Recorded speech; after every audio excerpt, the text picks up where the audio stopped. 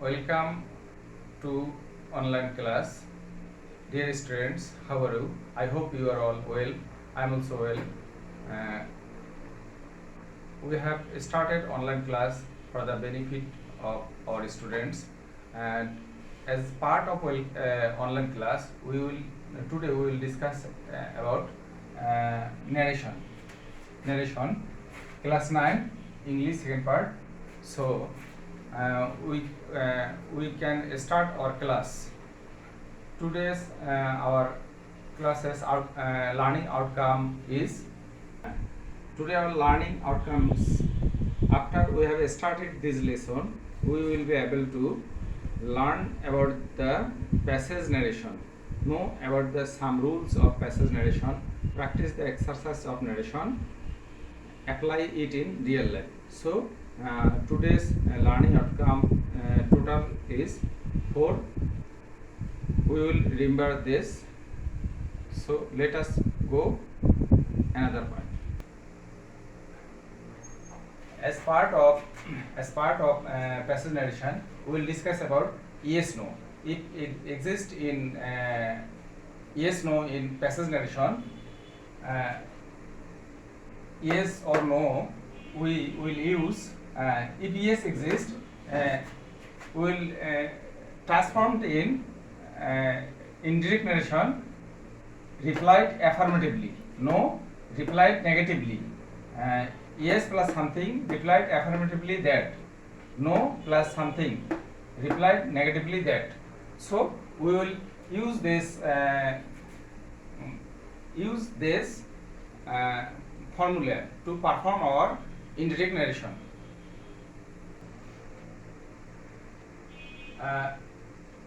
Now we discuss with example. Direct narration, he said yes. It will transform in indirect narration. He replied affirmatively.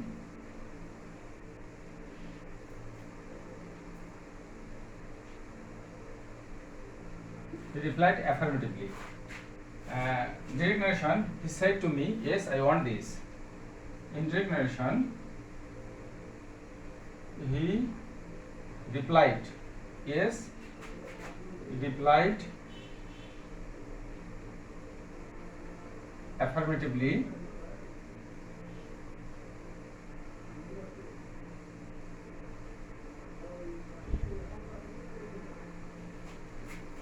That first person, that he wanted past present form, we will use past form. Wanted this nearest address, we will use that.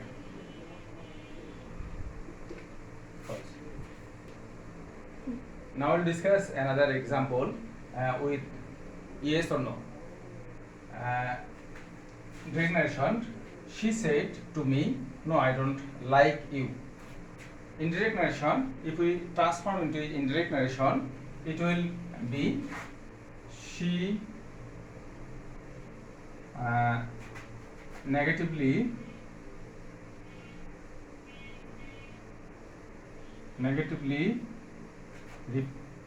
replied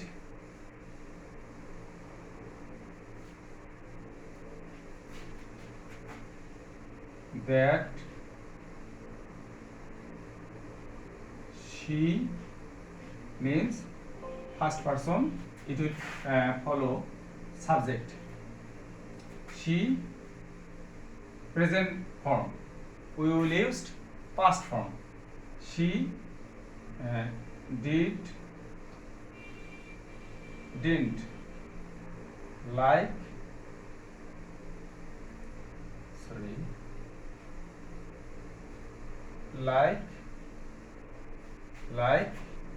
you, means it will follow object me.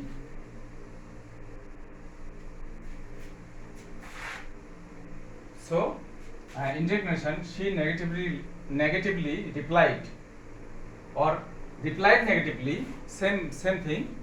She replied negatively or negatively replied negatively that she did not like me. Can you draw the map of Bangladesh? The teacher said. Students said, yes, I can. The student said.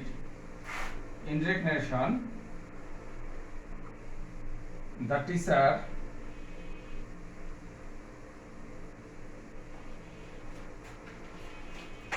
interrogative sign, so we will use asked. The teacher asked the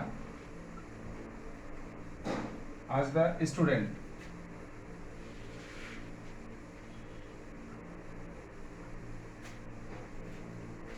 First auxiliary verb, so we will use if he can,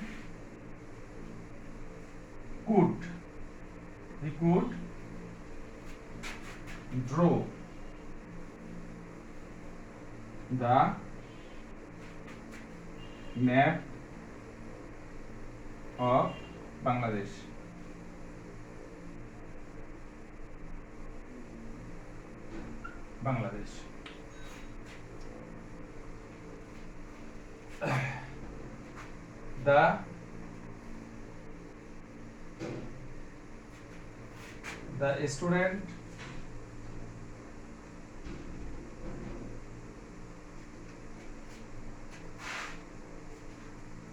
The student replied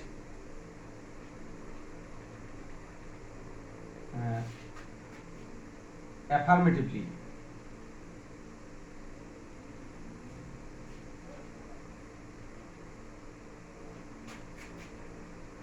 That yes, I can. That he could. So, in definition, the teacher asked the student if he could draw the map of Bangladesh. The student replied affirmatively, or affirmatively replied that he could. So probably we can understand these lines, and we will follow more and more at home. Let us discuss about another example with yes or no. Direct narration. Are you going to school? Are you going to school? Said Rana. No. Rofik said, I am going to market. If we transform then indirect narration, we'll start with Rana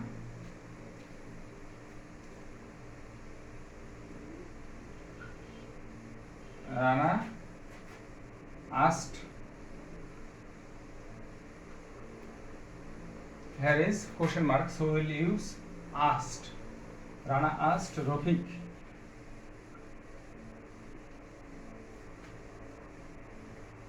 Started with auxiliary verb, so we'll use if you, if he.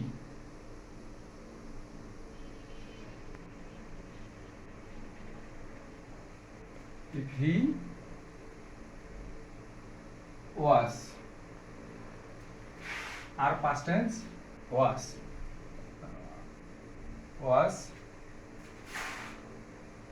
going to school.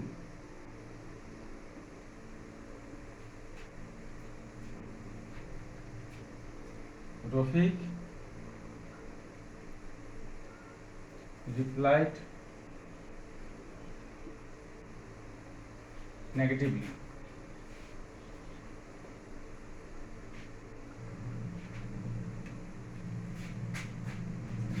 And said that he was amateur, so we will use was or were.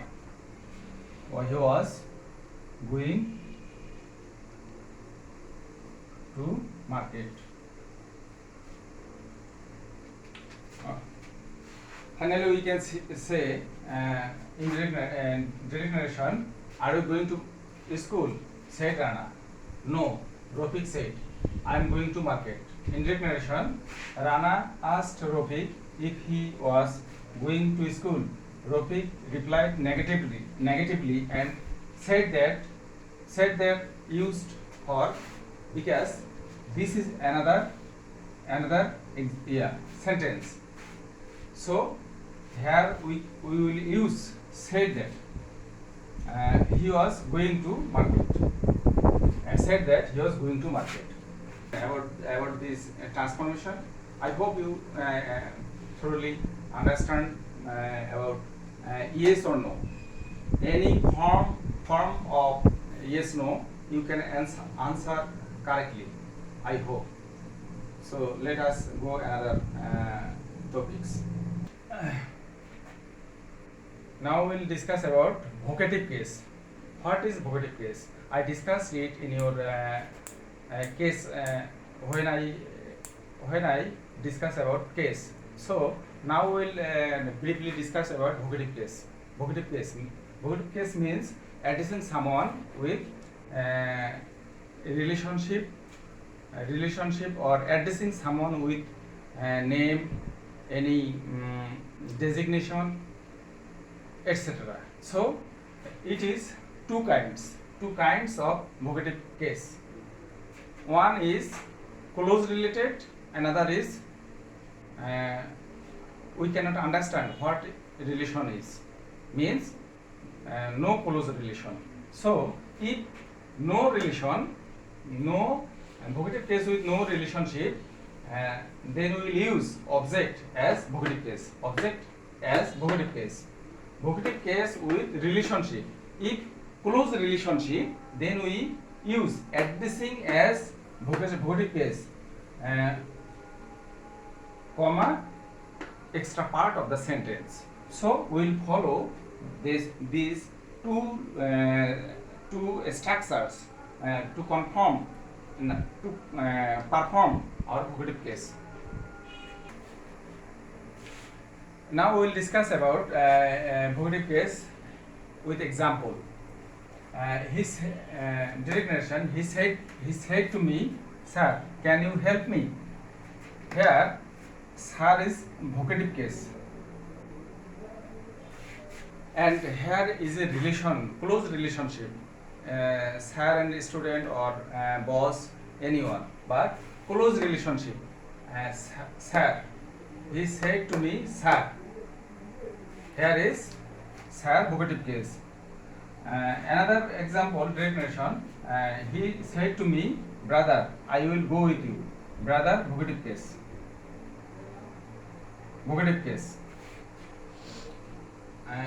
Third one is he said Rana. Here Rana is vocative case, but not close relationship. He said, "Rana, you need to help me." Here is no close, maybe friend, maybe neighbor, or maybe acquaintance, anyone maybe. Here brother and sir, close relationship, but Rana. He said Rana. Here is no close relationship. So we will transform this direct narration with into indirect narration. He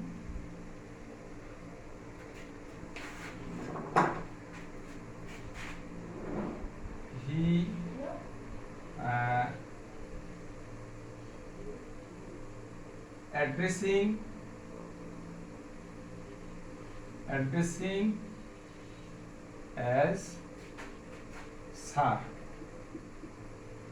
Addressing as sir, he told me that can. Second person, it will follow. If we direct narration, he said to me, "Sir, can you help me?" Indirect narration, addressing as sir. Hence, close relationship, addressing as sir. He asked me if I could help him. It means can. The sentence started with can, and last interrogative sign. So asked me if I could help him. He said, "Here is brother." It is also close relationship. Addressing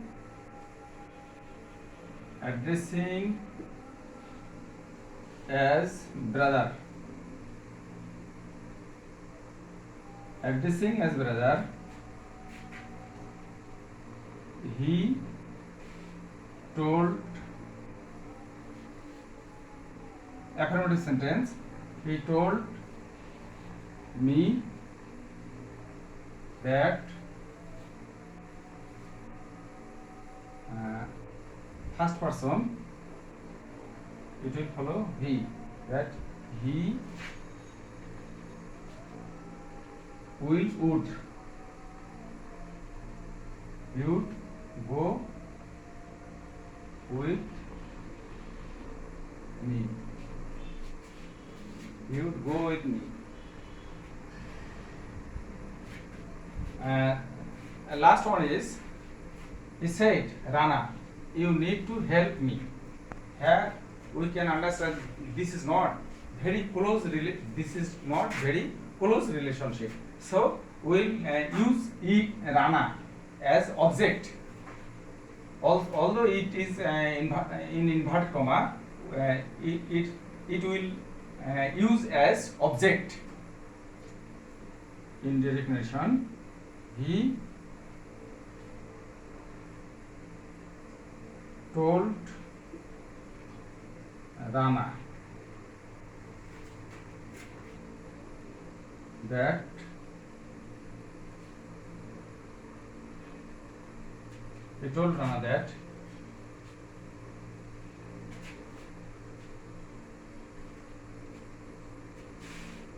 that he means Rana. You means Rana. He needed to help me, will follow him, objective form him. It will not used as subjective form. We can use this as objective form. He told Rana that he needed to help him. So it seems to me that we can understand these examples clearly. If you have any question, you can contact with me for your betterment. So let's go another topic, passage narration. Now we will discuss about thanks or congratulation. Thank you, congratulation also exist in the indirect narration. So how can we transform them into indirect narration? We'll use this formula: subject plus thanked plus object, remaining part of the sentence, such as example,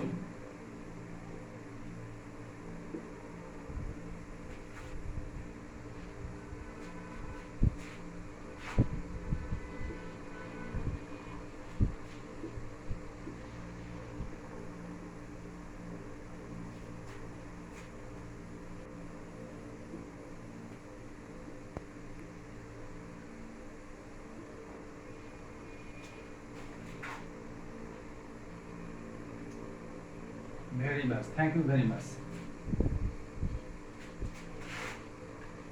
Indirect narration, Mina thanked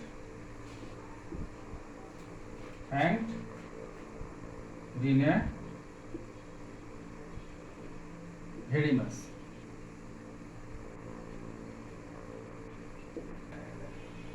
Here notice that Mina said to Rina, "Thank you very much." Mina thanked Rina very much. Very much. We use this last part of the sentence. So Mina subject, thanked Rina object. In this way, we can interpret this sentence very easily. And now we'll discuss another example of congratulation. Example started. We'll discuss recognition. Kalam said, "Congratulations." Mina said, "Thank you." How will do we into recognition?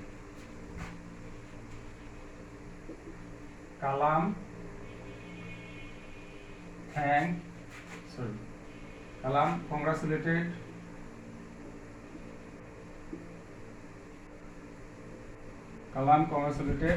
Mina. Mina thanked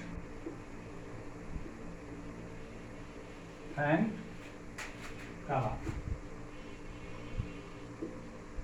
So in this easy process, in this easy process we can transform into indignation.